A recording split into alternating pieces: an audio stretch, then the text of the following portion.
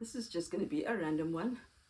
I was thinking of that mother who said that I helped her a lot in not feeling guilty about spending Sabbaths at home with her autistic son. And so this is how we do our Sabbath. We get up in the morning. Sometimes I limp along for a walk, like that other video you might have seen on the Discovery debacle, medical aid. And then I come back. Children have breakfast. The teens make breakfast for the children for breakfast. Yeah, for Sabbath breakfast, the teens make breakfast, prepare breakfast, and I then give them their Sabbath treat.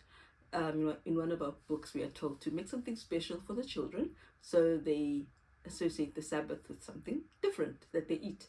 So that we call it a Sabbath treat. It's usually corn chips or quinoa chips or lentil chips or whatever, something different that they don't have during the week. Before my AS became this bad, I used to bake. That was our Sabbath treat. I used to bake, but now that's gone. And sometimes, yes, gelatin-free sweets. Sorry. And so I give that out because if I keep it in the front, the teens will start stealing from the younger children's stash. So I keep it. The teens have their own.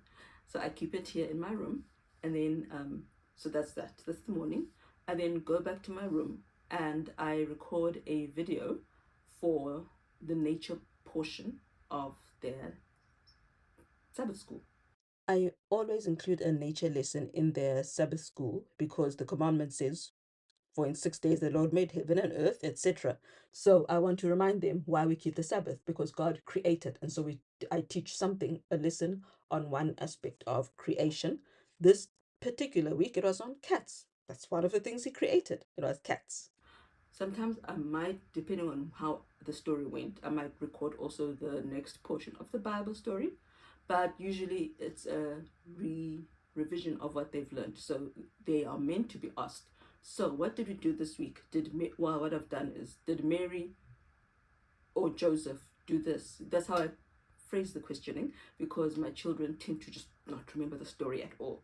So this way, when we give them an option, they usually choose the right option. So it'll be something along the lines of, did Mary do this, or did Joseph do this, or who did this, A, B, or C? Something like that. So that's the Bible revision part of the story. Or if it's still a very fresh part of the story, if it's a very fresh part of the story, then if the story is very new. Yes, you may wear those shoes. Okay. Oh boy, you want to sit on me? Yes, I want to put on my shoes on. You want to put your shoes on me? On Nene. Okay, do you want to take your other shoes off first? So then, it's the nature time. So I record a nature object lesson for them that they will watch, and then they play it during Sabbath school time, which is like all Sabbath school. I don't know how your guys' Sunday schools are, if you do Sunday school, but oops, let's see, which side is this list? It's for your right leg, it's for your right foot. So take this one off. Okay, put this one on your left foot, yes. So then, sorry, that bumpy arm. So then, it's that. And then the object lesson was about how cats rest a lot and how we also need rest. So we need sleep, we need nap time sometimes, and we then get the Sabbath day to also rest. I try and rest a bit for my body. As you will see in this particular video, my eye came out at the wrong time. I'd heard loud singing and I thought they were done, so I came out way too early. So my daughter then wanted to sit on my lap. I couldn't help but to laugh. What else can you say? In my head, not at her. When she said, no, I can sit on your lap because your knees aren't sore, it's only your back. Not realizing that my SI joint, my leg goes up to my hip, so of any weight on them is painful. Did you find your other shoe? Good. So she sat on my shoe and she pounced on she sat on my lap and she bounced. Oh my word, it was so uncomfortable. I blame her for today. Rejoice, I will rejoice and be glad in it, and be glad in it. It is the day that the Lord has. I am his and the Lord. Love in the next clip. What I love in the next clip is how my angel She just disappears when it's Sabbath school time or any time, Bible class time, even during the week. She disappears.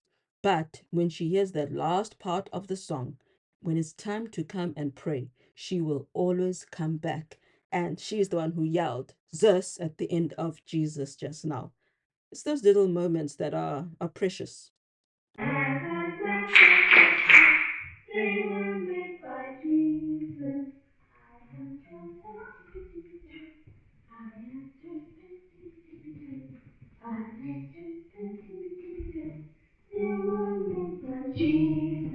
I have knees that heel on the floor. I have knees that heel on the floor. I have knees that kneel on the shore. And we pray to Jesus. Ankylosing spondylitis when you wear dresses or skirts and it's winter and you're one of those, like many, who cannot stand clothing. So we have members who are patients who just wear nighties during the day, and then they have a nighttime nightie. That's how they are, so that there's nothing restrictive. So now what do you do in winter? You, if you are a skirt wearer, you might wear your your leggings and your skirt, and then your whatever your warm top is. But then that's too many bands around my waist, and it's too uncomfortable, too painful. So I end up wearing a dress like that one. It's a tracksuit dress. It's the longest I could find, and it's made of tracksuit material and a tracksuit bottom. That's how I keep warm, and of course layers underneath the dress. So then we do Sabbath school, and they go out into the sun, and I then prepare their lunch because they have lunch at midday. So I prepare their lunch, put it together, warm it up if it needs to be warmed up, if it's been in the fridge, which it usually has been. And they bath. They have an early bath. Usually they bath in the evening. Bye. So they have lunch at 12, and then again Sabbath treat, and then the bottles that they had, because they drink, every now and then, so those get scrubbed. I scrub them, and yeah, it sounds boring, I'm sorry, but this is just how our routine is. Oh, and before, while I'm recording the Bible story, they are in their rooms having quiet time, and then at 9:50, 10 to 10, it's iPad time. So I download a video, a Sabbath, like a Christian children's video for them to watch during iPad time when it's Sabbaths. During the week, it's something educational that they then watch, either something I've done or something that's available online for them.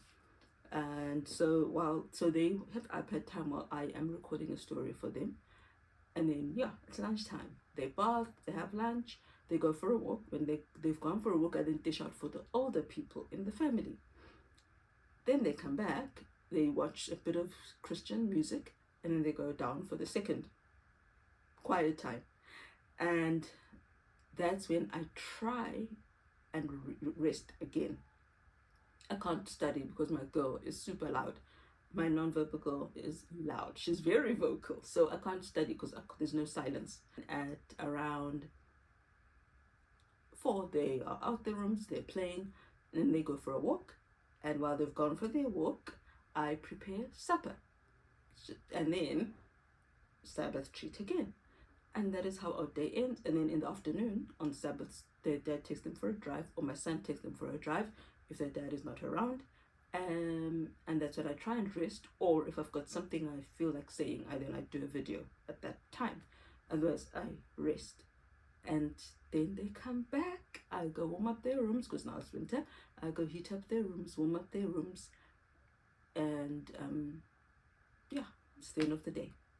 That is how it goes. So it's a lot of, okay, this one needs to do this and this one needs to do that, finding things for them to be occupied and preparing a class lesson for them. That's really what we do.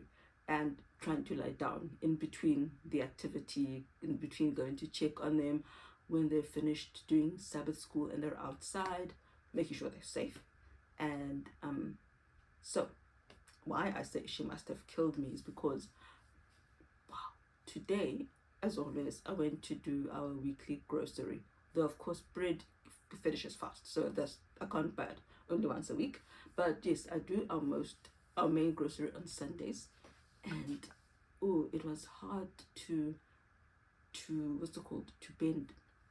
Oh, so my own Bible study, I do it in the morning before they wake up, so around 5. That's when I actually really have time to do my own worship at 5 a.m. After that, it's noisy or busy. So anyway, this morning I went to the shops. Bending over was a killer. But you look so well that no one will understand you've got a problem. And I've wondered for a long time, should I get a disabled badge so that I can park closer to the entrance? Do AS people in South Africa get disabled badges? I don't know. But today was the worst. I always struggle when we go to the shops. If my husband is there, he unpacks the trolley, and I stand and lean against the counter behind me, the cashier's desk behind me, and that's what I do. Or I lean on the desk if there's none behind me and it's just a row like it clicks. And then today, I walked from, I don't know if anyone here knows Table Bay Mall. I walked from Woolies to get our grocery, and then to Clicks to get our pharmacy stuff and our toiletries.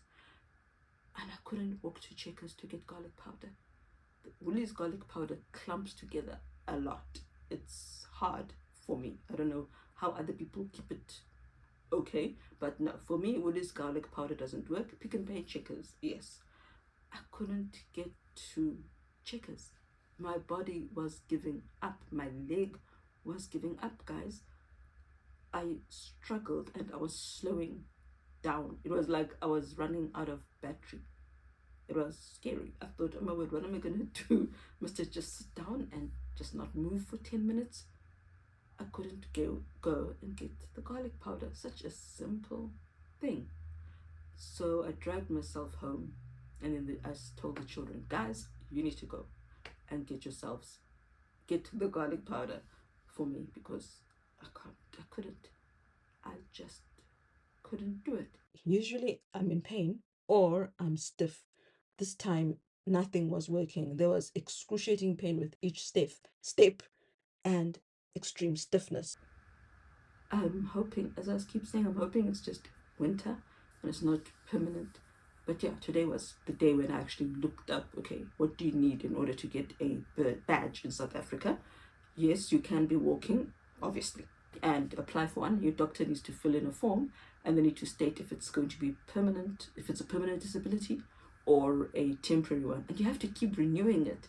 I think that's lame, especially if it's something that is permanent. I don't know how much that costs. I don't know how often you renew it. Our driver's licenses, we renew them every 5 years, so we have to pay, get our eyes retested, take new photos. But so I don't know about that, and I honestly don't know what if I would qualify. I know in America lots of people with AS do qualify, but South Africa, we're an unknown. I don't actually know. So yes, that's what we do on Sabbaths.